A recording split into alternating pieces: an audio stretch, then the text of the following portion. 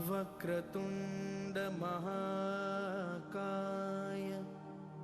सूर्यकोटि समप्रभा निर्विघ्नं कुरु मे देव सर्वकार्येषु सर्वदा।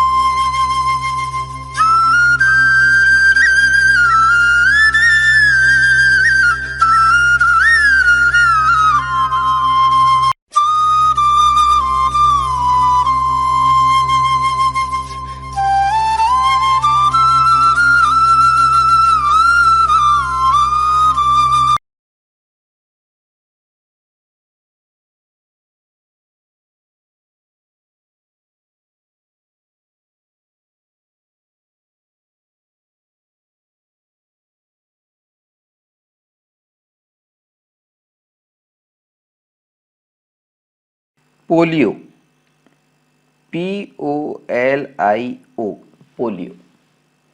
आपने नाम सुना होगा इस बीमारी का, काफ़ी पॉपुलर बीमारी है पोलियो। पोलियो नाम की जो बीमारी है ये एक वायरस से होती है। अब तक जो बात हम कर रहे थे जिन बीमारियों की, उसमें सब में हम बता रहे थे कि वो एक जीवाणु से होती है, यानी बैक्टीरिया से होती है। पोलियो नाम की जो बीमारी है वो जीवाणु या बैक्टीरिया से नहीं होती, बल्कि एक वायरस से होती है जिसका नाम होता है पोलियो। तो पोलियो नाम की जो बीमारी होती है, पोलियो नाम के ही एक वायरस से होती है, विषाणु से होती है। और ये जो बीमारी है पोलियो की, हमारे दिमाग को यानी हमारे मस्तिष्क को और हमारी मेरुरज्जु होती है, स्पाइनल कॉर्ड जो होती है, और हमारा जो तंत्रिका तंत्र होता है, नर्वस सिस्टम जो हमारा होता है, जिसमें मुख्यतः हमारे हाथ और पैरों की जो मांसपेशियां होती हैं, उसको प्रभावित करती है। पोलियो की बीमारी किस किस चीज को इफेक्ट डालती है? पोलियो की जो बीमारी होती है, जो कि पोलियो नाम के एक वायरस से यानी विषाणु से होती है, ये जो बीमारी होती है हमारे शरीर में हमारे दिमाग को यानी हमारे मस्तिष्क को, हमारे मेरुरज्जु को यानी स्पाइनल कॉर्ड को, जो रीढ़ की हड्डी में हमारे पाई जाती है, और हमारा जो तंत्रिका तंत्र होता है,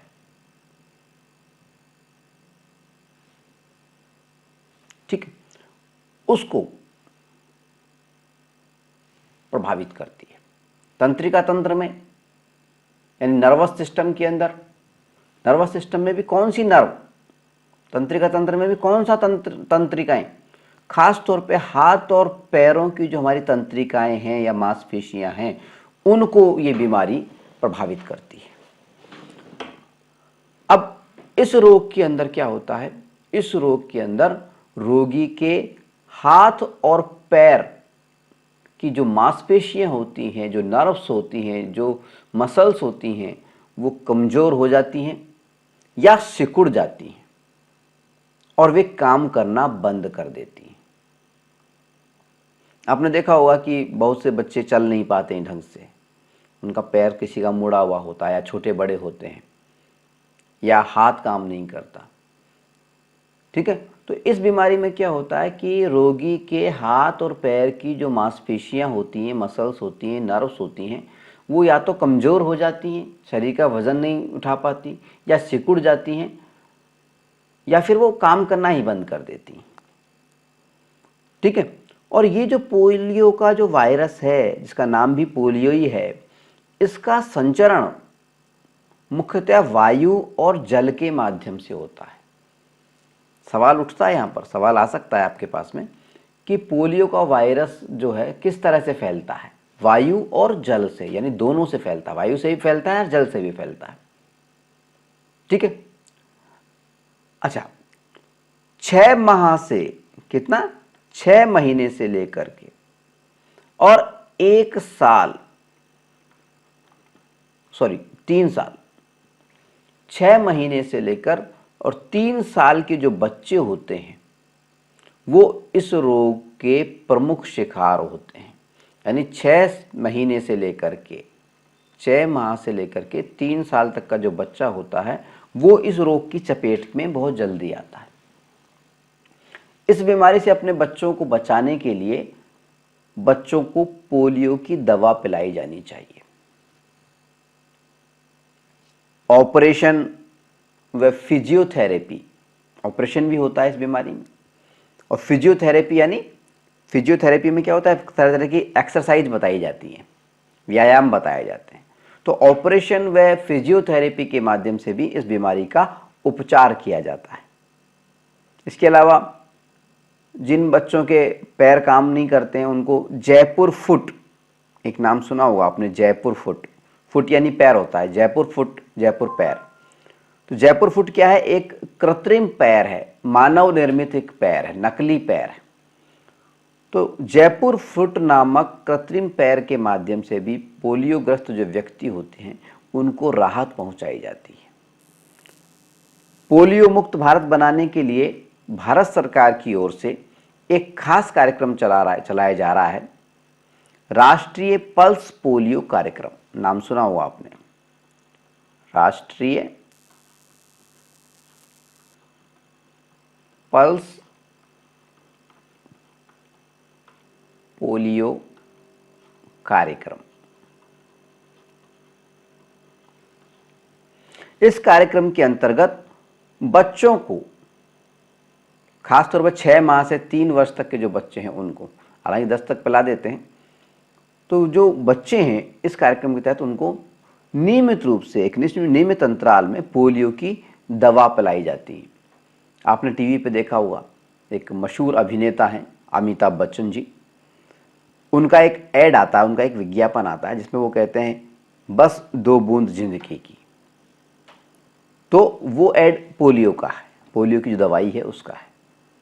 ठीक है, तो ये तो बात हुई हमारी पोलियो की। तो पोलियो का हमसे कोई पूछे कि सब पोलियो का कारण क्या है, जीवाणु है कि विषाणु है, तो हमारा जवाब होगा विषाणु यानी वायरस।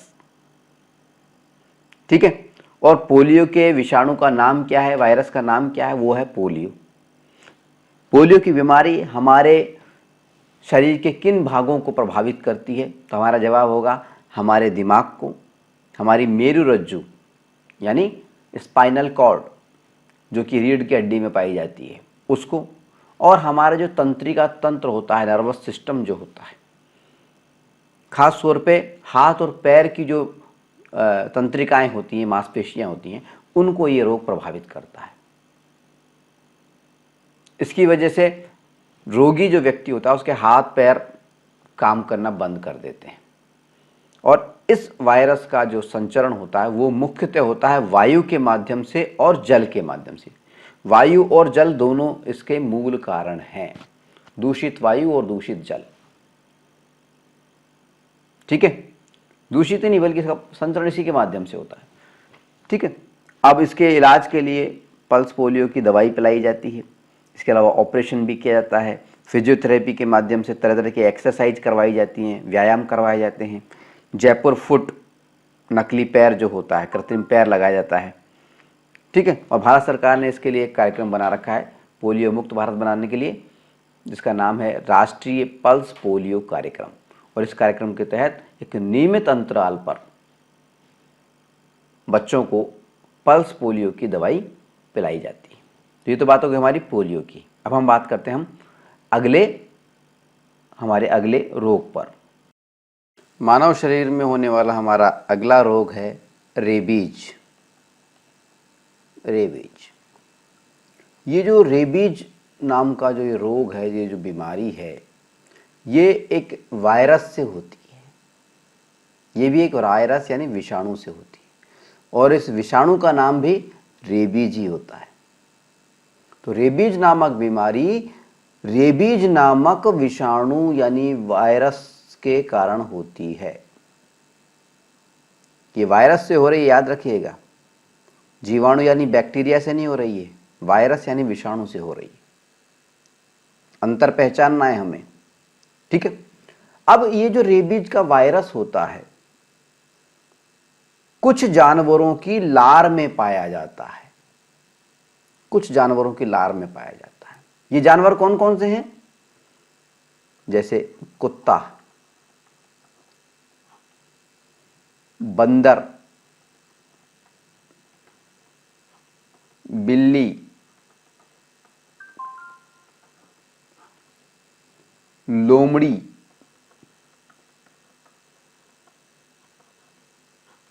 भेड़िया।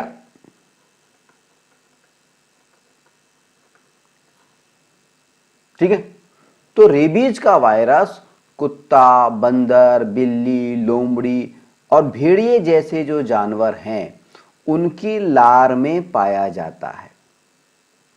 और जब ये जानवर किसी भी स्वस्थ मनुष्य को, बिल्कुल हेल्दी मनुष्य को काट लेते हैं कभी कभी, तो ये जो रेबीज का वायरस होता है उस जानवर की लार के माध्यम से मनुष्य के शरीर में प्रवेश कर जाता है।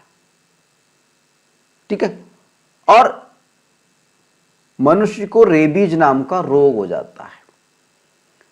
इस रोग में, इस बीमारी में रोगी को क्या होता है? एक तो तेज बुखार आता है, साथ साथ उसके सर में तेज दर्द होता है।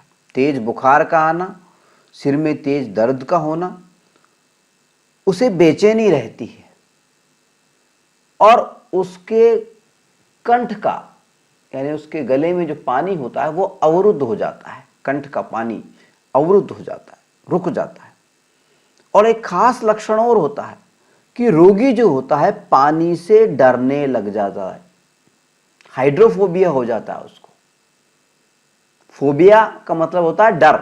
एक बीमारी जिस किसी में भी डर की बीमारी होती है उसको फोबिया बोलते हैं। एक फिल्म भी आई थी फोबिया के नाम से, यानी डर। तो पानी से डरने लग जाता है, पानी को हाइड्रो बोलते हैं। तो हाइड्रोफोबिया, पानी से उसे डर लगने लग जाता है, उसे हाइड्रोफोबिया हो जाता है। ठीक है, इस रोग से बचना अगर हमें है तो इस रोग से बचाव के लिए एक सबसे महत्वपूर्ण काम तो ये होता है कि जो भी हम या तो आवारा हों चाहे वो पालतू हों, दोनों प्रकार के जो जानवर हैं, कुत्ते, बिल्ली, बंदर, जो भी हैं, इन सभी जानवरों का टीकाकरण करवाना चाहिए, वैक्सीनेशन करवाना चाहिए। इनको टीका लगता है ताकि इनके अंदर जो रेबीज के जो कीटाणु होते हैं, वायरस होते हैं, वो खत्म हो जाए। तो उनको टीकाकरण उनका करवाना चाहिए जानवरों का। अगर आप जानवर पालते हैं तो आपकी जिम्मेदारी बनती है कि इन जानवरों को रेबीज का टीका लगवाया जाए।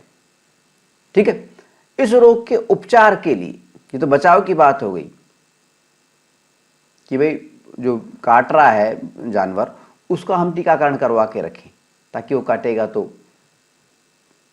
किसी को रोग फैलेगा नहीं, रेबीज होगा नहीं। लेकिन पालतू जानवरों में तो ये बात संभव है, लेकिन आवारा जानवरों का कैसे टीकाकरण करेंगे हम? बहुत सारे जानवर है, कब कौन किसको काट ले पता नहीं। इसलिए अगर बाई चांस या कहें गांव में अगर हम जाते हैं तो अक्सर ऐसा हो जाता है कि कोई कुत्ता किसी को, बच्चे को काट लेता है, किसी भी व्यक्ति को काट लेता है। तो इस जब वो काट ले तो इस रोग के उपचार के लिए, कुत्ते ने काट लिया, बंदर ने काट लिया, बिल्ली ने काट लिया, तो हमें क्या करना चाहिए? तो इस रोग के उपचार के लिए, इलाज के लिए जो हमें क्या करना चाहिए, एक तो जब कुत्ता या किसी तरह का जानवर हमें काट ले तो घाव को साफ पानी से और साबुन से अच्छी तरह से धोना चाहिए। अच्छी तरह से साफ पानी और साबुन से धोना चाहिए। इसके अलावा डॉक्टर के पास में जाना चाहिए और एंटी रेबीज का इंजेक्शन लगवाना चाहिए। एंटी रेबीज का, हालांकि रेबीज के इंजेक्शन पहले पेट में लगा करते थे, कुत्ते काटते 12 इंजेक्शन पेट के नजर आते थे लोगों को, लेकिन आजकल एक इंजेक्शन लगता है, लेकिन लगता अभी भी पेट में है। ठीक है, तो डॉक्टर के पास जाना चाहिए और एंटी रेबीज का इंजेक्शन लगवाना चाहिए। इसके अलावा जो रेबीज ग्रस्त जो जानवर है उसको भी मार दिया जाता है। अब ये रेबीज ग्रस्त जानवर को क्यों मारा जाता है, ये एक अनुसंधान का विषय है। ठीक है, चलिए, तो ये तो बात हो गई हमारे रेबीज की, कि रेबीज क्या है? एक वायरस जनित रोग है, विषाणु जनित रोग है। और किस वायरस के कारण होता है? रेबीज नामक वायरस के कारण होता है। और रेबीज नामक वायरस जो है ये कहाँ पाया जाता है? कुछ खास जानवरों की लार में पाया जाता है, जैसे कुत्ता, बिल्ली, बंदर, लोमड़ी या भेड़िया। ठीक है, और जब हमें ये काट लेता है तो क्या होता है? पानी से डर लगने लग जाता है, तेज बुखार आ जाता है, सर में दर्द रहता है, बेचैनी हो जाती है और कंठ का पानी अवरुद्ध हो जाता है। इस तरह के कुछ लक्षण रोगी में दिखाई देते हैं। तो इससे बचने के लिए क्या होता है कि जो भी पालतू जानवर हैं उनका तो टीकाकरण करवा दो। आवारा का भी संभव हो तो आवारा जानवरों का भी टीकाकरण करवा देना चाहिए। और अगर हमें बाई चांस काट ले तो काटने के बाद में घाव को साफ पानी से, साबुन से धोना चाहिए और डॉक्टर के पास जाना चाहिए और डॉक्टर के पास जाकर के एंटी रेबीज का इंजेक्शन लगवाना चाहिए। और कुछ जगहों पे रेबीज ग्रस्त जो जानवर होते हैं उनको भी मार दिया जाता है। ठीक है, चलिए, ये तो बात हो गई हमारी रेबीज की। अब हम बात करेंगे मानव में होने वाले अगले महत्वपूर्ण रोग की, जिसका नाम है छोटी माता या चिकन पॉक्स। सामान्य भाषा में हम इसको बोलते हैं छोटी माता और अंग्रेजी में इसको बोलते हैं चिकन पॉक्स। ये जो बीमारी है छोटी माता या चिकन पॉक्स, यह बीमारी एक वायरस के कारण होती है। ये भी वायरस के कारण होती है। और वायरस का नाम क्या होता है? वायरस का नाम होता है वेरिसेला जोस्टर।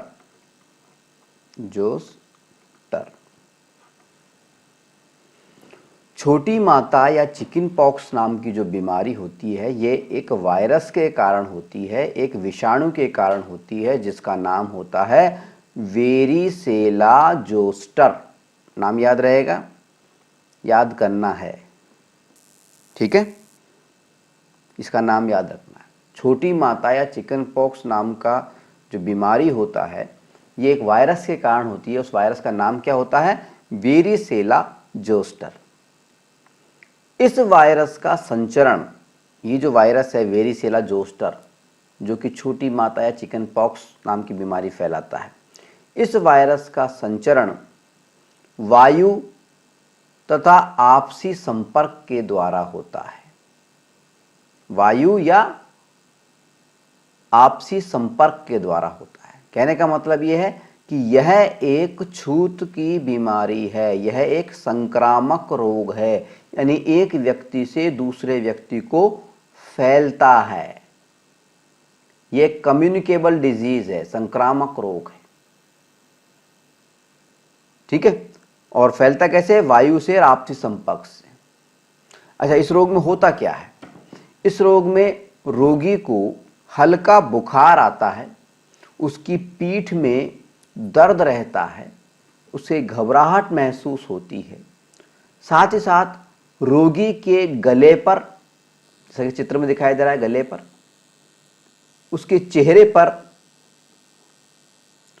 और पैरों से लेकर पूरे शरीर में, पैरों से लेकर के पूरे शरीर में लाल रंग के दाने या छाले, खुजली वाले छाले, लाल रंग के छाले हो जाते हैं, जिनमें एक द्रव, उसमें पानी सा भरा हुआ रहता है और उनमें खुजली भी चलती है।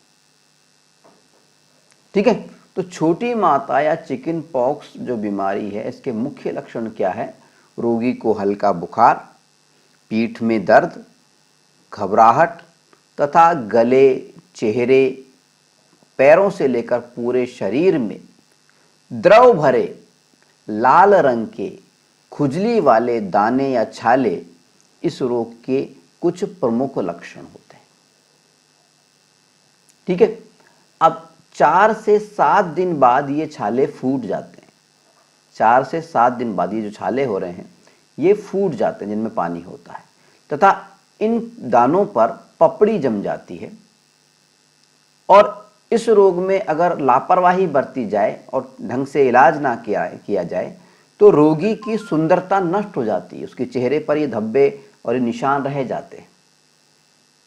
ठीक है, अब क्योंकि ये जो रोग है छोटी माता या चिकन पॉक्स, ये एक छूत की बीमारी, एक संक्रामक बीमारी, एक कम्युनिकेबल डिजीज है, इसलिए इस रोग के समय रोगी को और उस रोगी के सामान को, दोनों को देखो, रोगी की भी बात हो रही, रोगी को भी और उसके सामान को भी अन्य स्वस्थ लोगों से अलग रखना चाहिए। बच्चे इस रोग का आसान शिकार होते हैं और बच्चों में यह रोग 20 से 25 दिन तक चलता है, तो बच्चों को बचा के रखें। छूत का रोग है, ये संक्रामक रोग है, कम्युनिकेबल डिजीज है, एक व्यक्ति से दूसरे व्यक्ति में फैल जाता है और बच्चों में आसानी से फैलता है। प्रतिदिन अगर रोगी व्यक्ति 1 गिलास नींबू का रस पिए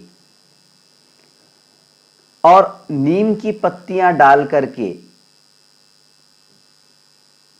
और उबाले गए जो पानी है उसमें स्नान करे, इन दानों पर, जो दाने हैं इन पे शहद का या नारियल का तेल या कुछ खास प्रकार के मलहम लगाए, क्रीम लगाए, तो मरीज को काफ़ी राहत मिलती है। लेकिन यहाँ पे एक खास बात है, ये जो दाने हैं, इन दानों पर कभी भी साबुन का प्रयोग नहीं करना चाहिए।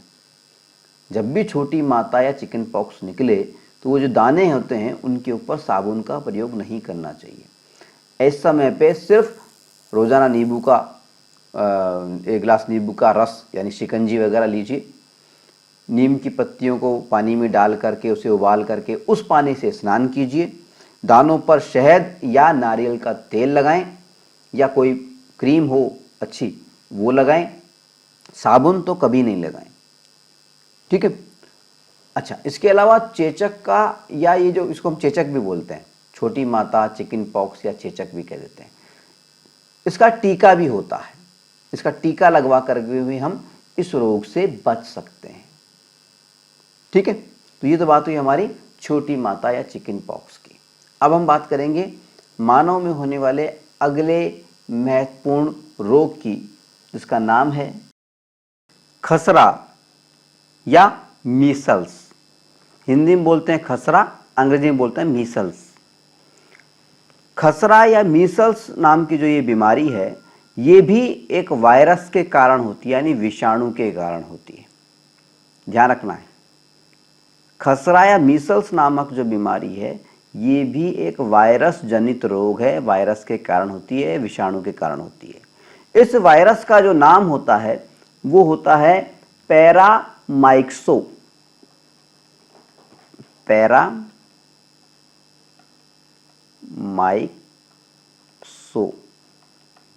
पैरामाइक्सो। अंग्रेजी में लिखें तो PARA, पैरा, माई और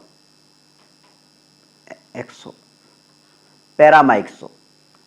तो मीजल्स या खसरा नामक जो बीमारी है ये एक वायरस के कारण होती है जिसका नाम है पैरामाइक्सो। और ये जो बीमारी है ये श्वसन तंत्र से यानी रेस्पिरेशन सिस्टम से जुड़ी हुई एक बीमारी है। श्वसन तंत्र या रेस्पिरेशन सिस्टम से जुड़ी हुई एक बीमारी है खसरा या मीसल्स। अगर सवाल आ जाए कि खसरा या मीसल्स हमारे शरीर के किस भाग को प्रभावित करती है तो हमें जवाब देना है श्वसन तंत्र को, रेस्पिरेशन सिस्टम को। ठीक है। और ये जो बीमारी होती है बेहद संक्रामक होती है, बेहद संक्रामक होती है यानी जबरदस्त तरीके से फैलती है एक व्यक्ति से दूसरे व्यक्ति की तरफ, कम्युनिकेबल होती है बेहद। ठीक है। और मुख्यतया ये बीमारी सांस या वायु के माध्यम से फैलती है, जबरदस्त संक्रामक होती है। 9 महीने से लेकर के 10 वर्ष तक के बच्चों को यह बीमारी अधिक होती है। 9 महीने से लेकर के 10 साल तक के जो बच्चे होते हैं उनमें ये बीमारी जो होती है खसरा या मीसल्स ये अधिक होती है।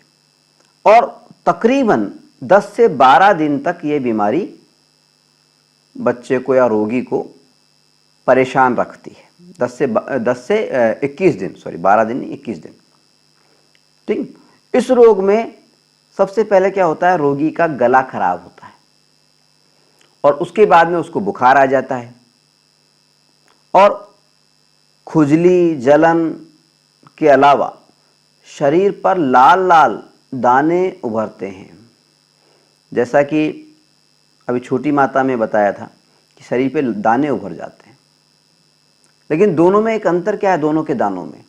छोटी माता वाले जो हैं दाने, उनके अंदर द्रव भरा रहता है, पानी भरा रहता है, इसमें पानी नहीं होता है। ठीक है। तो खुजली, जलन व शरीर पर लाल रंग के जो दाने हैं उभरना इस रोग का प्रमुख लक्षण होता है।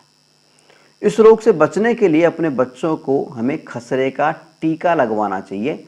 खसरे का टीका कौन सा होता है, MMR नाम से आता है, ये खसरे का टीका होता है। तो सवाल यहाँ भी आ सकता है खसरे का टीका कौन सा है, पहचानना है हमें, तो उसमें MMR लिखा हुआ हो सकता है, वो खसरे का टीका है।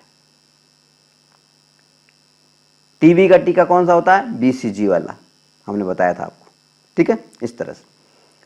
और दूसरी बात यह है कि ये भी थोड़ी संक्रामक रोग है, और जब भी कोई संक्रामक रोग होता है यानी फैलने वाला रोग होता है, छूत का रोग जो होता है, उसे फैलने से रोकने के लिए हमें कुछ सावधानियां बरतनी होती है, कुछ प्रिकॉशंस लेने होते हैं। जैसे कि रोगी को और उसके सामान को दोनों को अन्य लोगों से अलग रखना चाहिए।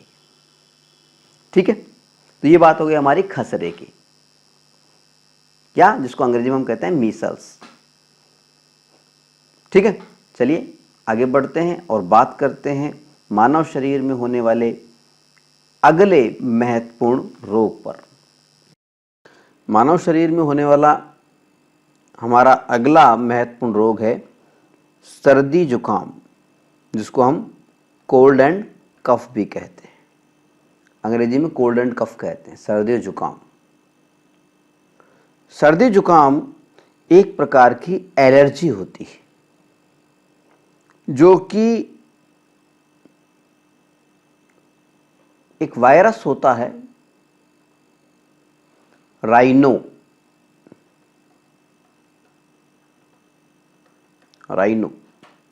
को वैसे तो हम एक जानवर भी होता है राइनो नाम से, जिसको हम गेंडा बोलते हैं। तो एक वायरस होता है जिसका नाम है राइनो। तो ये जो बीमारी होती है राइनो नामक वायरस यानी विषाणु के कारण होती है। बैक्टीरिया से नहीं होती है, वायरस से होती है, ध्यान रखिएगा। ठीक है, यह बीमारी विश्व में सबसे ज्यादा होने वाली संक्रामक बीमारियों में से एक है। ये कैसी है? संक्रामक बीमारी है, यानी एक व्यक्ति से दूसरे व्यक्ति में फैल सकती है, कम्युनिकेबल डिजीज है ये। यह वायु के माध्यम से एक व्यक्ति से दूसरे व्यक्ति को अपनी चपेट में ले लेती है। इस रोग में यानी सर्दी और जुकाम में, कोल्ड एंड कफ में, जो श्वास की नली होती है, हमारी सांस की जो नली होती है, इसकी ऊपरी जो श्लेष्मा झिल्ली होती है, सांस की नली की जो ऊपरी झिल्ली होती है, श्लेष्मा झिल्ली होती है, नाक और गला, इसमें संक्रमण हो जाता है। कहाँ कहाँ पे संक्रमण होता है? इसमें गले में संक्रमण हो जाता है, नाक में संक्रमण हो जाता है, और हमारी जो श्वास नली होती है, इसकी ऊपरी जो श्लेष्मा झिल्ली होती है, मेम्ब्रेन होती है, उसके अंदर संक्रमण हो जाता है, इन्फेक्शन हो जाता है। इससे क्या होता है? इससे सांस लेने में हमें परेशानी होती है, नाक व आँख से पानी आता है, आँखों में जलन होने लगती है, गले में, सिर में व पूरे शरीर में दर्द होने लगता है, और साथ ही साथ हल्का हल्का बुखार भी महसूस होने लगता है। तो सर्दी जुकाम नाम की जो बीमारी है, इसके प्रमुख लक्षण क्या हुए? सांस में परेशानी, नाक व आँख से पानी का आना, आँखों में जलन, गले, सिर व पूरे शरीर में दर्द एवं हल्का बुखार इस रोग के मुख्य लक्षण होते हैं। अब साफ रुमाल का प्रयोग करना, खांसते या छींकते समय मुंह पर रुमाल रखना, इस रोग को फैलने से रोकते हैं। हमने अभी आपको बताया था कि ये जो रोग है सर्दी जुकाम, कोल्ड एंड कफ, ये एक संक्रामक रोग है, बल्कि एक ऐसा संक्रामक रोग है जो कि विश्व में सबसे ज़्यादा होने वाली संक्रामक बीमारियों में से एक है, कम्युनिकेबल डिजीज़ है। इसलिए इसको फैलने से रोकने के लिए हमें खांसते समय, छींकते समय मुंह पर रुमाल रखना चाहिए और साफ रुमाल का प्रयोग करना चाहिए। इसके अलावा विटामिन सी युक्त जो पदार्थ होते हैं, जैसे नींबू की चाय आदि के सेवन से या भाप लेने से एवं डॉक्टर की सलाह से कुछ दवाइयां लेने से इस रोग का उपचार किया जाता है, इस रोग का उपचार हो सकता है। अब जुकाम पर ध्यान देना जरूरी होता है, क्योंकि अगर जुकाम पर हम ध्यान नहीं देते हैं, यह बिगड़ करके निमोनिया बन जाता है। या तो निमोनिया बन सकता है या साइनोसाइटिस नामक एक बीमारी होती है, उसमें बदल जाता है। तो जुकाम पर समय पे ध्यान देना जरूरी होता है, क्योंकि ये बाद में ध्यान ना देंगे, थोड़े दिनों बाद में निमोनिया बन जाएगा या साइनोसाइटिस नामक एक बीमारी हो जाती है इससे। बच्चे, बूढ़े और डायबिटीज़ के जो पेशेंट होते हैं, डायबिटीज़ यानी मधुमेह एक रोग होता है, हाई बीपी के रोगी इस रोग के आसान शिकार होते हैं। यानी बच्चों में, बूढ़ों में और डायबिटीज़ के जो पेशेंट होते हैं, जो हाई बीपी के रोगी होते हैं, ब्लड प्रेशर के रोगी होते हैं, उनमें सर्दी जुकाम ज़्यादा होता है। अचानक गर्म स्थान से ठंडे पे या ठंडे स्थान से गर्म स्थान पर आने पर, यानी जैसे एसी या कूलर से अचानक बाहर निकल गए, या बाहर धूप में से आकर के एसी या कूलर में बैठ गए, या फिर अत्यधिक ठंडी कोई चीज़ हमने खा ली, बहुत ज़्यादा ठंडी चीज़ खा ली, आइसक्रीम खा ली अचानक से, बर्फ़ खा ली हमने अचानक से, या धूल, मिट्टी या प्रदूषण, इन सब कारणों से यह रोग आमतौर पे हो जाता है। आमतौर पर 5 से 10 दिन में यह रोग अपने आप ठीक भी हो जाता है। प्रतिदिन नहाने के बाद में अगर हम नाक में थोड़ा सा सरसों का तेल लगाएं तो ऐसा माना जाता है कि सर्दी और जुकाम से हमें निजात मिल सकती है। सर्दी जुकाम हमें होगा ही नहीं। ठीक है, तो ये तो जानकारी हुई सर्दी जुकाम के बारे में, कोल्ड और कफ के बारे में सामान्य जानकारी। यहाँ पे ध्यान देने वाली बात सिर्फ इतनी सी है कि सर्दी जुकाम जो होती है वो एक वायरस जनित रोग है, और वायरस का नाम क्या है, वो है राइनो। ठीक है, और ये एक संक्रामक रोग है, कम्युनिकेबल डिजीज है, एक व्यक्ति से दूसरे व्यक्ति में फैल जाता है। 5 से 10 दिन में आराम से ठीक हो जाता है, बच्चों में, बूढ़ों में, और जो डायबिटीज़ के पेशेंट होते हैं, मधुमेह के पेशेंट होते हैं, हाई बीपी के जो रोगी होते हैं, ब्लड प्रेशर का जिनको रोग होता है, उनको ये सर्दी जुकाम आसानी से अपनी चपेट में ले लेते हैं। और अगर हम इससे बचना चाहते हैं तो हमें क्या करना चाहिए, विटामिन सी युक्त पदार्थ जैसे नींबू की चाय वगैरह पीनी चाहिए, थोड़ी भाप लेनी चाहिए, और डॉक्टर की सलाह से कुछ खास किस्म की दवाइयाँ भी हमें लेनी चाहिए। और नहाने के बाद में प्रतिदिन नाक में थोड़ा सा सरसों का तेल अगर हम लगाएं तो भी काफ़ी फ़ायदा रहता है। चलिए, ये बात तो हुई सर्दी और जुकाम यानी कोल्ड एंड कफ के। अब हम बात करते हैं मानव शरीर में होने वाले अगले प्रमुख रोग की, जिसका नाम है दस्त एवं पेचिश, डायरिया एंड डाइसेंट्री। दस्त या पेचिश या डायरिया और एंड डाइसेंट्री क्या चीज़ होती है? देखिए, दस्त या पेचिश जो है, डायरिया या एंड डाइसेंट्री जो है, ये जो रोग है ये एक जीवाणु के माध्यम से फैलता है। इसका कारण होता है एक जीवाणु यानी बैक्टीरिया, वायरस नहीं है, यहाँ पे ध्यान रखिएगा। दस्त या पेचिश जो नामक जो बीमारी है, डायरिया या डाइसेंट्री नामक जो बीमारी है, ये बीमारी एक जीवाणु या बैक्टीरिया के माध्यम से फैलती है, और इस जीवाणु या बैक्टीरिया का नाम होता है E coli. E coli, E coli. तो डायरिया या डाइसेंट्री है, दस्त या पेचिस जो है, ये एक जीवाणु यानी बैक्टीरिया के कारण फैलता है, जिसका नाम होता है ई कोलाई। E coli. इस जीवाणु का संचरण, ये जो ई कोलाई नाम का जो जीवाणु है या बैक्टीरिया है, इसका संचरण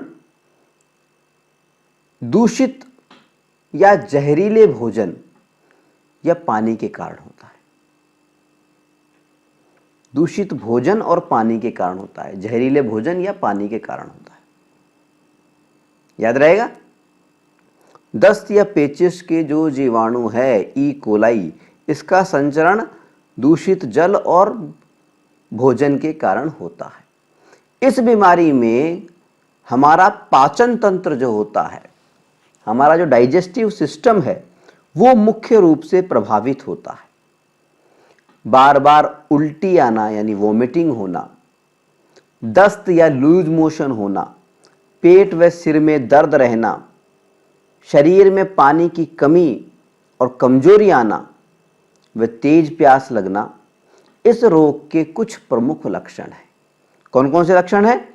बार बार उल्टी आना, वोमिटिंग आना, या दस्त या लूज मोशन होना, या पेट व सिर में दर्द होना, शरीर में पानी की कमी होना और कमजोरी आना व तेज प्यास लगना, इस रोग के कुछ प्रमुख लक्षण होते हैं। इस रोग से बचने के लिए हमें स्वयं की यानी अपने घर की और अपने आसपास की सफाई रखना चाहिए। हमें शौचालय का उपयोग करना चाहिए शौच के लिए, और शौचालय की भी साफ सफाई रखनी चाहिए। इसके अलावा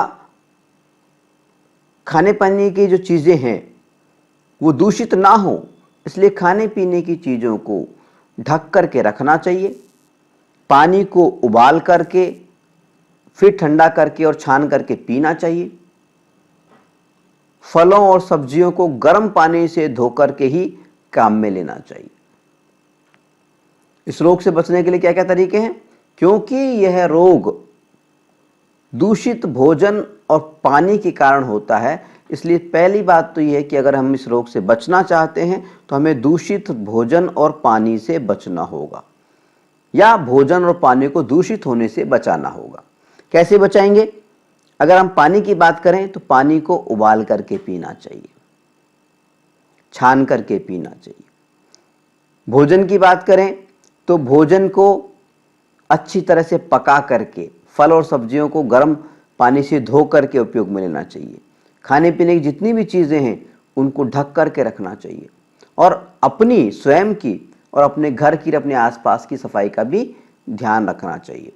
और ख़ास बात कि शौच के लिए शौचालय का प्रयोग करना चाहिए और शौचालय की साफ सफाई का भी ध्यान रखना चाहिए। ठीक है। और इस रोग के उपचार के लिए एक तो होता है ORS का घोल। अभी थोड़ी देर पहले भी हमने बताया था, ORS का जो पाउडर का जो घोल होता है, या नमक चीनी का जो घोल होता है, वो लेना चाहिए। वैसे तो ORS का घोल ज़्यादा अच्छा रहता है। इसके अलावा इलेक्ट्रोल पाउडर मिला करके पानी पीना चाहिए, और डॉक्टर की सलाह से कुछ खास दवाइयाँ भी हम ले सकते हैं। अगर घरेलू उपचारों की अगर हम बात करें तो अगर हमें दस्त या पेचिश की शिकायत है, उल्टी दस्त हो रहे हैं, तो उस समय हम दही चावल का प्रयोग कर सकते हैं, अदरक की चाय ले सकते हैं, अदरक और शहद इसका मिश्रण हम ले सकते हैं, केले का प्रयोग कर सकते हैं। इसके अलावा अनार का जो रस होता है उसका भी हम अगर प्रयोग करें तो ये बीमारी जल्दी नियंत्रण में आ जाती है। ठीक है। तो ये तो बात हो गई हमारी दस्त और पेचिश की, यानी डायरिया और डाइसेंट्री की।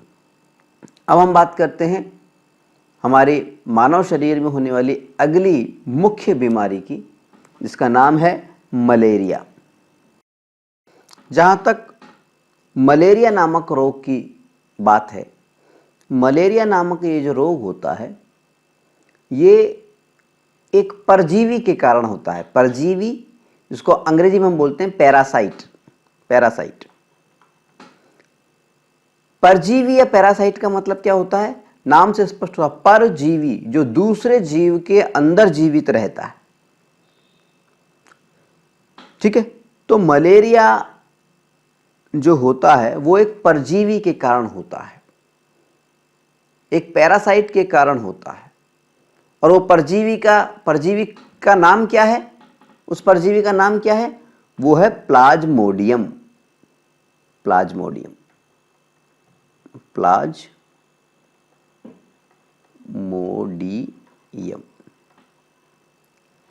मलेरिया नामक रोग जिस परजीवी के कारण होता है उस परजीवी का नाम है प्लाज्मोडियम। ये यहाँ पे एक स्पेलिंग लिखी हुई है, PLASMODIUM, प्लाज्मोडियम। और ये जो प्लाज्मोडियम नाम का परजीवी है ये कहाँ रहता है? ये रहता है मादा एनाफ्लीज नामक मच्छर में। मादा एनाफ्लीज नामक मच्छर की लार में रहता है। बल्कि कहां रहता है? मादा एनाफ्लीज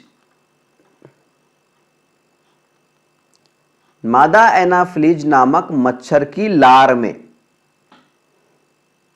ठीक है। कहां पाया जाता है प्लाज्मोडियम नामक परजीवी? मादा एनाफ्लीज नामक मच्छर की लार में। ठीक है। जब ये मच्छर, यानी जब मादा एनाफ्लीज मच्छर किसी स्वस्थ मनुष्य को काटता है, तो जब मादा एनाफ्लीज मच्छर किसी स्वस्थ मनुष्य को काटता है तो मच्छर अपनी लार के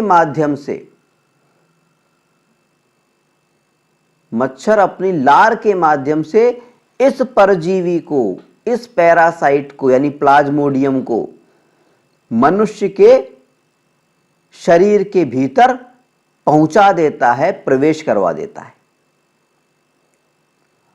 यह परजीवी, यह पैरासाइट मनुष्य के लीवर, जिसको हम यकृत बोलते हैं हिंदी में, जिसको यकृत, अंग्रेजी में यकृत को लीवर बोलते हैं, लीवर।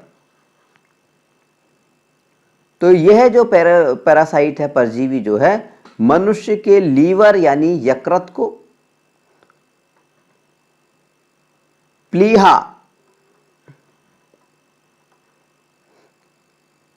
और प्लीहा को हम बोलते हैं, तिल्ली भी बोल देते हैं,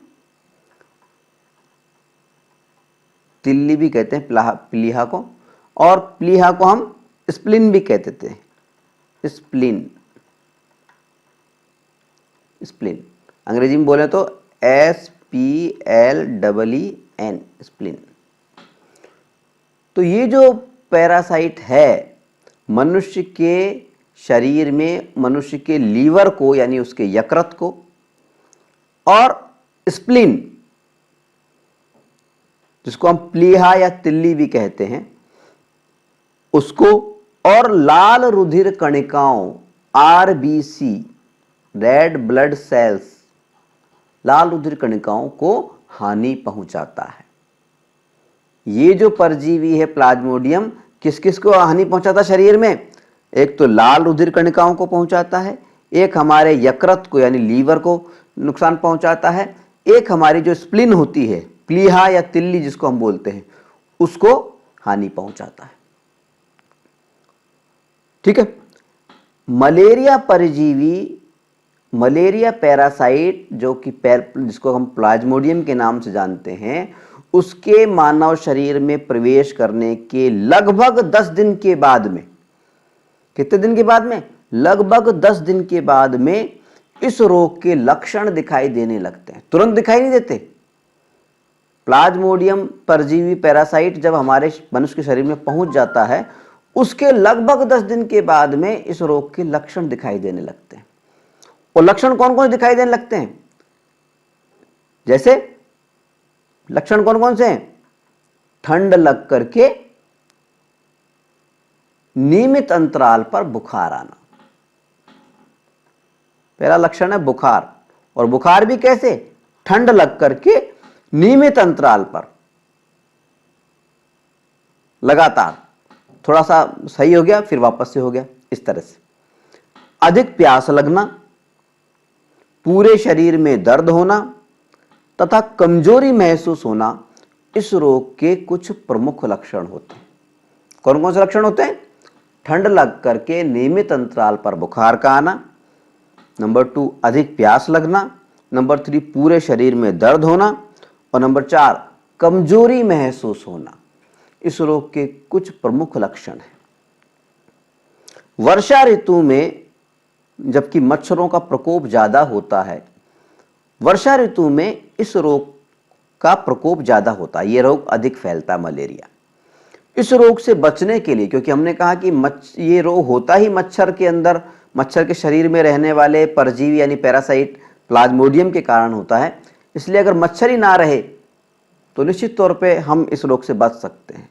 तो इस रोग से बचने के लिए मच्छरों पर नियंत्रण के उपाय करना जरूरी होता है। और मच्छरों को नियंत्रित करने के उपाय कौन कौन से होते हैं? जैसे अपने आसपास पानी इकट्ठा ना होने दें, कहीं पे भी, कूलर में हो चाहे किसी में भी हो। मच्छरदानी का प्रयोग करें, और दवाई, विशेष दवाई होती है उसकी फोगिंग करें। जहाँ कहीं भी पानी आसपास हो उसमें आप मिट्टी का तेल डाल दें। मिट्टी का तेल क्यों डालते हैं पानी में? क्योंकि मच्छर जो होता है पानी की सतह पे तैरता है। अगर हम उसमें मिट्टी का तेल डाल देते हैं तो वो पानी की सतह पे तैर नहीं पाता और वो डूब जाता है उसके अंदर, इसलिए हम उसमें मिट्टी का तेल डाल देते हैं, केरोसिन ऑयल डाल देते हैं। ठीक है।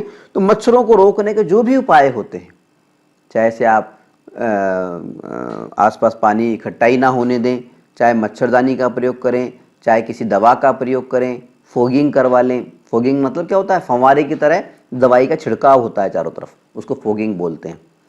तो ये सब उपाय हैं मच्छरों को रोकने के। अच्छा, ये तो बात हो गई कि कैसे रोके, बचे कैसे। अब मलेरिया के निदान व उपचार के लिए क्या किया जाता है? मलेरिया के निदान व उपचार के लिए पहले डॉक्टर की सलाह से बुखार के दौरान सबसे पहले ब्लड टेस्ट करवाया जाता है, रक्त की जांच करवाई जाती है और रक्त की जांच के बाद में, ब्लड टेस्ट के बाद में उसका जो परिणाम आता है, टेस्ट की जो रिपोर्ट आती है, उसके आधार पर कुछ खास प्रकार की दवाइयाँ मरीज को दी जाती हैं, रोगी को दी जाती हैं। भारत सरकार की ओर से 1953 में 1953 में राष्ट्रीय स्तर पर पूरे देश के लिए नेशनल लेवल पर एक कार्यक्रम बनाया गया, मलेरिया राष्ट्रीय मलेरिया उन्मूलन कार्यक्रम। कार्यक्रम का नाम है राष्ट्रीय मलेरिया उन्मूलन कार्यक्रम। राष्ट्रीय मलेरिया उन्मूलन कार्यक्रम कब तैयार किया गया? ये 1953 में प्रारंभ किया गया भारत सरकार के द्वारा।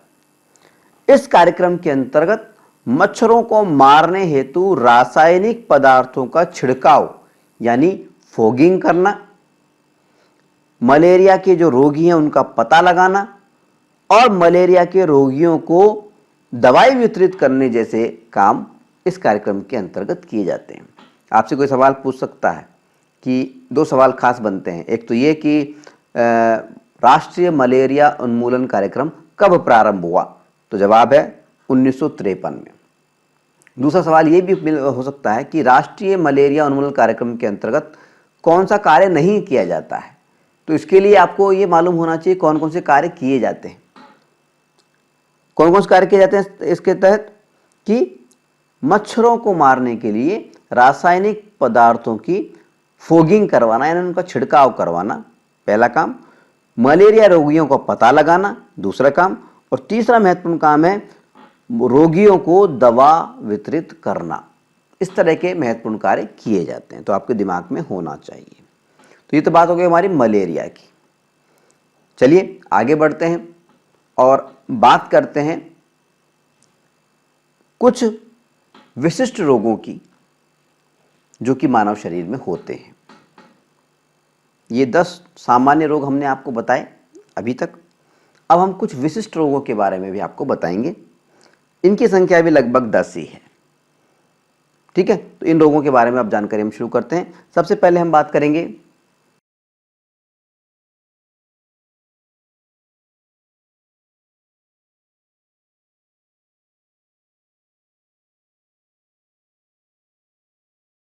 जन गण मन अधिनायक जय हे भारत भाग्य विधाता। पंजाब सिंध गुजरात मराठा द्राविड उत्कल बंगा। विंध्य हिमाचल यमुना गंगा उच्चल जलधि तरंगा। तव शुभ नामे जागे तव शुभ आशीष मांगे। गाहे तव जय गाथा जन गण मंगलदायक जय हे भारत